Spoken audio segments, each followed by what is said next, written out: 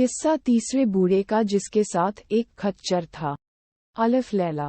तीसरे बूढ़े ने कहना शुरू किया, हे दैत्य सम्राट, ये खच्चर मेरी पत्नी है। मैं व्यापारी था।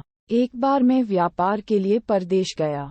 जब मैं 1 वर्ष बाद घर लौट कर आया तो मैंने देखा कि मेरी पत्नी एक हबशी गुलाम के पास बैठी हास विलास और प्रेमलाप कर रही है। ये देखकर मुझे अत्यंत आश्चर्य और क्रोध हुआ और मैंने चाहा कि उन दोनों को दंड दूं। तभी मेरी पत्नी एक पात्र में जल ले आए और उस पर एक मंत्र फूंककर उसने मुझ पर अभिमंत्रित जल छिड़क दिया, जिससे मैं कुत्ता बन गया। पत्नी ने मुझे घर से भगा दिया और फिर अपने हास विलास में लग गई। मैं इधर उधर घूमता रहा, फिर भूख से व्याकुल होकर एक कसाई की दुकान पर पहुंचा और उसकी फेंकी हुई हड्डियां उठाकर खाने लगा। कुछ दिन तक मैं ऐसा ही करता रहा। फिर एक दिन कसाई के साथ उसके घर जा पहुंचा। कसाई की पुत्री मुझे देखकर अंदर चली गई और बहुत देर तक बाहर नहीं निकली। कसाई ने कहा, तू अंदर क्या कर रही है, बाहर क्यों नहीं आती? लड़की बोली, मैं अपरिचित पुरुष के सामने कैसे जाऊं? कसाई ने इधर उधर देखकर कहा कि यहाँ तो कोई अपरिचित पुरुष नहीं दिखाई देता। तू किस पुरुष की बात कर रही है? लड़की ने कहा, ये कुत्ता जो तुम्हारे साथ घर में आया है, तुम्हें इसकी कहानी मालूम नहीं है। यह आदमी है। इसकी पत्नी जादू करने में पारंगत है।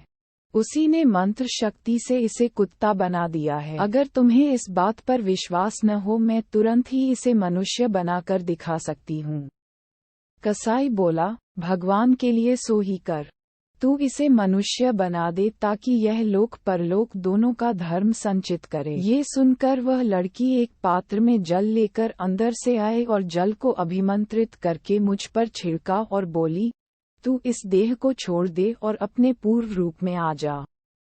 उसके इतना कहते ही मैं दोबारा मनुष्य के रूप में आ गया और लड़की फिर पर्दे के अंदर चली गई। मैंने उसके उपकार से लह होकर कहा, हे भाग्यवती, तूने मेरा जो उपकार किया है उससे तुझे लोक परलोक का सतत सुख प्राप्त हो।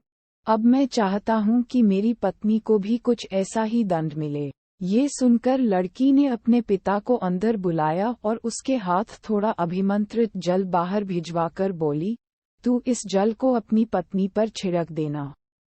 फिर तू उसे जो भी देह देना चाहे उस पशु का नाम लेकर स्त्री से कहना कि तू ये हो जा।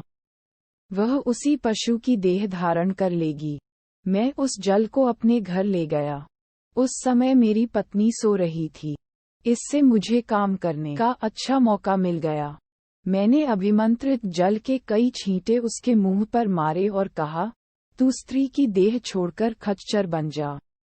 वह खच्चर बन गई और तब से मैं इसी रूप में अपने साथ लिए घूमता हूँ। शहरजाद ने कहा, बादशाह सलामत। जब तीसरा वृद्ध अपनी कहानी कह चुका तो दैत्य को बड़ा आश्चर्य हुआ। उसने खच्चर से पूछा कि क्या ये बात सच है जो ये बूढ़ा कहता है? खच्चर ने सिर हिलाकर संकेत दिया कि बात सच्ची है। तत्पश्चात दैत्य ने व्यापारी के अपराध का बचा हुआ तिहाई भाग भी क्षमा कर दिया और उसे बंधन मुक्त कर दिया। उसने व्यापारी से कहा, तुम्हारी जान आज इन्हीं 3 वृद्ध जनों के कारण बची है।